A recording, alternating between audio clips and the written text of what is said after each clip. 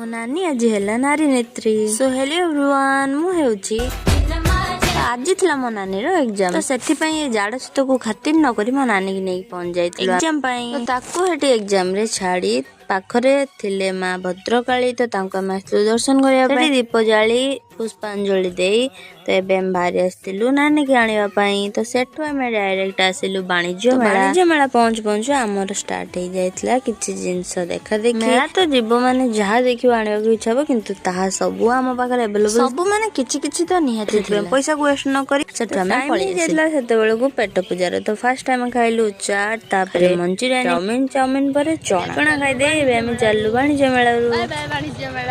ସେଠୁ ଫେରି ଆମେ ଆସିଥିଲୁ ପାର୍ଲରରେ ମୋର ଟିକେ ଆଇବ୍ରୋ ସାଇଜ କରିବାର ଥିଲା। ଆଇବ୍ରୋ ସାଇଜ କରିସାରି ଆମେ ପଳେଇ ଆସିଥିଲୁ ଆମ ଫେଭରାଇଟ ଗୁପଚୁପ ଖାଇବା ପାଇଁ। ଏଠି ମୋ ନାନୀ ନନାଙ୍କୁ କହୁଥିଲା କି ମତେ ଟିକେ ନାରୀ ନେତ୍ରୀ ହେବାର ଅଛି। ତ ମଜାମସ୍ତି କଲା ଭିତରେ ଆମର ପ୍ଲେଟ ହେଇଯାଇଥିଲା ରେଡି। ତ ସେଠୁ ଆମେ ଖାଇସାରି ପଳେଇ ଆସିଥିଲୁ ଘରକୁ ନନାଙ୍କୁ ଛାଡି ସାରି। ତ ରହିଲି ନମସ୍କାର, ଜୟ ଜଗନ୍ନାଥ।